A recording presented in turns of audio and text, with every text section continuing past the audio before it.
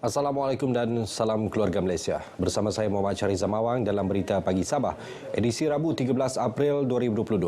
Perkembangan semasa COVID-19, semalam jumlah jangkitan baharu di Sabah kembali meningkat kepada 3 angka dengan 150 kes, pertambahan 85 kes berbanding pada Isnin. 1 kes kematian dilaporkan iaitu di daerah Kunak. Menteri Kerajaan Tempatan dan Perumahan Datuk Seri Panglima Masih Manjun dalam satu kenyataan memaklumkan beberapa daerah merekodkan pertambahan kes baharu yang agak tinggi, antaranya Beaufort, Sandakan, Kota Kinabalu dan Pinampang.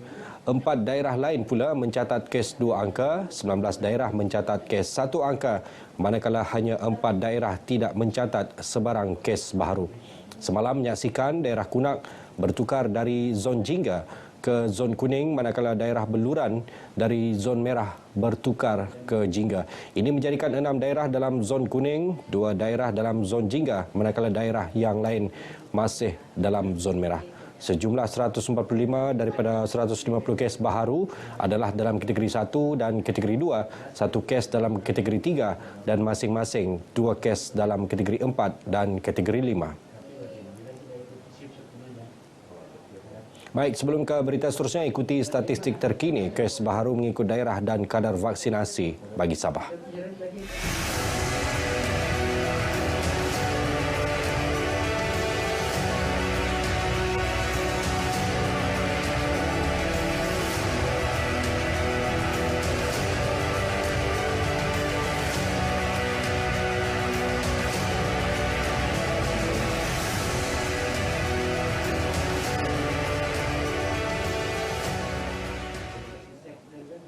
Syukur. Begitulah yang dizahirkan seorang ibu tunggal, Masnah Nain, 43 tahun selepas rumahnya yang musnah dalam kebakaran pada 17 Mac lalu, kini siap dibina semula. Pembinaan rumah tersebut adalah hasil inisiatif dan sumbangan daripada Adun Pitas, Datuk Seri Dr. Rudi Awah. Banyak sumbangan terhadap keluarga kami juga, terutama dengan rumah inilah sumbangan dia sangat besar bagi keluarga kami. Kami sangat bersyukur karena ada YB seperti dialah.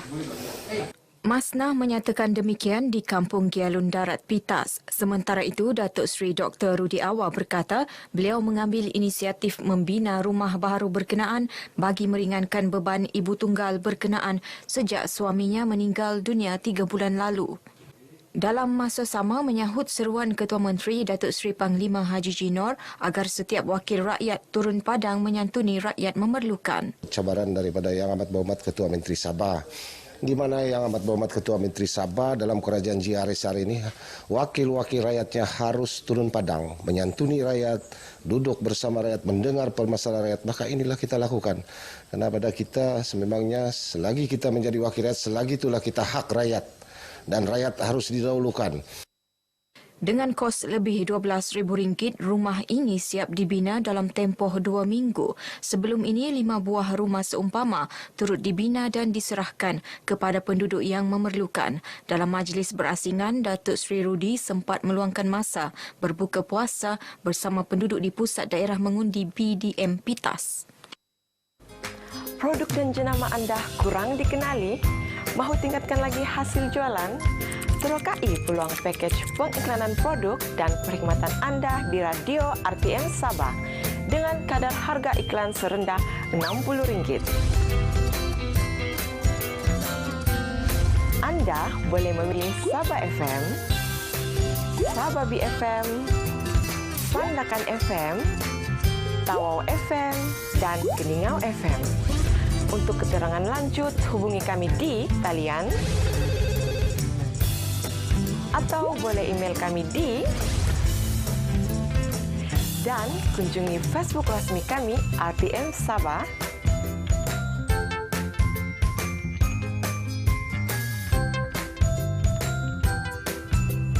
Perniagaan anda keutamaan kami.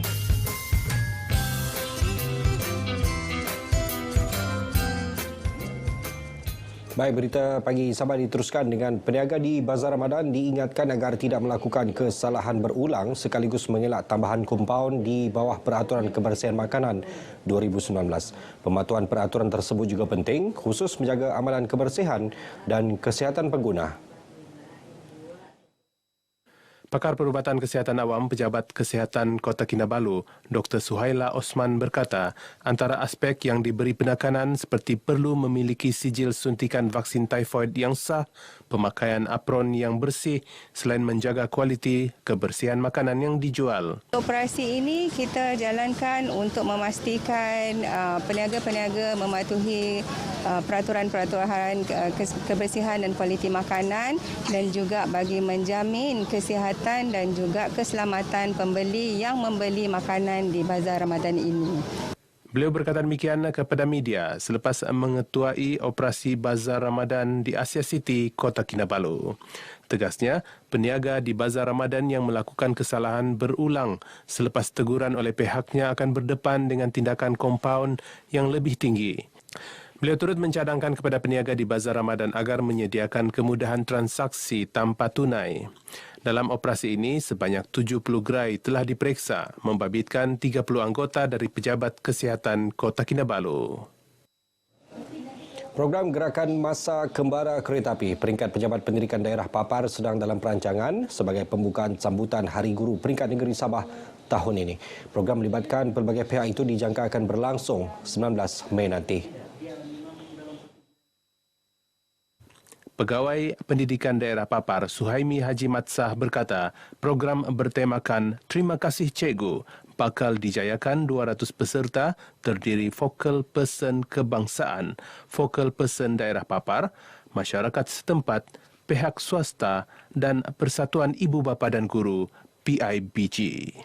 Keunikan program Gerakan Masa pada tahun ini kita laksanakan di venue yang bergerak di mana kita akan menggunakan kereta api yang akan kita guna bergerak dari stesen Tanjung Aru ke Bengawan, tapi kita akan berhenti di beberapa buah stesen lah. Pertamanya adalah kebaikan untuk anak-anak kita, melatih anak-anak kita supaya begitu menghargai peranan guru yang mana mendidik kita selama ini dan sambutan Hari Guru supaya masyarakat lagi tahu bagaimana peranan guru yang semestinya kita hargai daripada hingga sekarang. Kita bersama dengan komuniti sekitarnya menyokong dan bersama-sama komuniti untuk raikan guru pada tahun ini, bukan hanya meraihkan mereka, tapi kita angkat mereka sebagai seorang guru ataupun kumpulan guru yang kita sanjung di tempat yang sepatutnya. Sejumlah 4,000 skrin pengiklanan digital dan 24 skrin pengiklanan gergasi akan dipasang melibatkan 12 bandar utama di Sabah. Usaha tersebut dilihat berupaya meningkatkan lagi imej kawasan setiap perbandaran terbabit. Projek itu akan dilaksanakan dalam 2 fasa dengan fasa pertama membabitkan 5 pihak berkuasa tempatan PBT iaitu Majlis Daerah Tuaran, Majlis Daerah Keningau, Majlis Daerah Putatan, Majlis Daerah Penampang dan Majlis Perbandaran Tawau. Pelaksanaan projek tersebut telah dimeterai dalam majlis menandatangani Memorandum Persefahaman MOU antara Yayasan Bumi Putera Sabah YBS dan 5 PBT terbabit dengan kerjasama strategik Yunus Property Consultant Sendirian Berhad. Sesi memeterai MOU tersebut disaksikan Ketua Menteri Datuk Seri Panglima Haji Jinor. Berucap pada majlis ini, pengurusi YBS Senator Datuk John Ambrus berkata, projek rintis ini adalah satu bentuk jalinan strategik bersifat menang-menang yang kelak akan memberi nafas baru kepada Sabah dari segi keceriaan dan tata hias landskap. Datuk John Ambrus berkata, YBS akan memberi masa siaran selama sejam secara percuma pada setiap bulan kepada semua PBT terlibat dengan kos penggunaan elektrik ditanggung sepenuhnya oleh yayasan. So total keseluruhan pemasangan LED TV screen adalah sebanyak 2,424 unit dan juga disusuli dengan fasa kedua iaitu sebanyak 1,564, betul Total 4,000. Total 4,000 unit screen yang akan dipasang di seluruh daerah. Bersama kita bangkit, bersama kita pulih. Kita lindung diri, lindung keluarga. Terapkan nilai-nilai murni, kebersamaan, berkasih sayang, bantu-membantu dan hormat-menghormati antara satu sama lain. Itulah kekuatan kita, keluarga Malaysia. Keluarga Malaysia.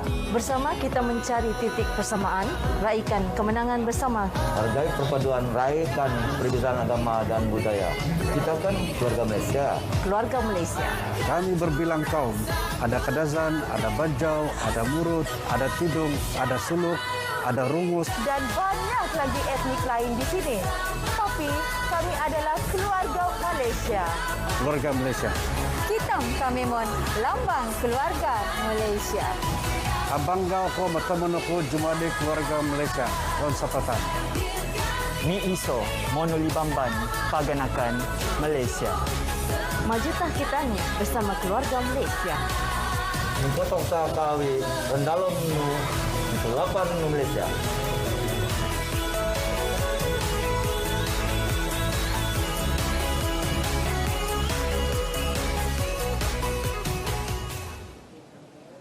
Baik, sekian berita pagi Sabah untuk kali ini. Keluarga Malaysia, lengkapkan vaksinasi anda dan anak-anak kerana lindung diri, lindung semua. Saya Muhammad Seri Samawang. Salam hormat. Bumi kita menghijau, laut terbentang luas, burung bebas melayang, gunung nan megah. Ingatkah kita kepada mereka yang dahulu berjuang untuk negara?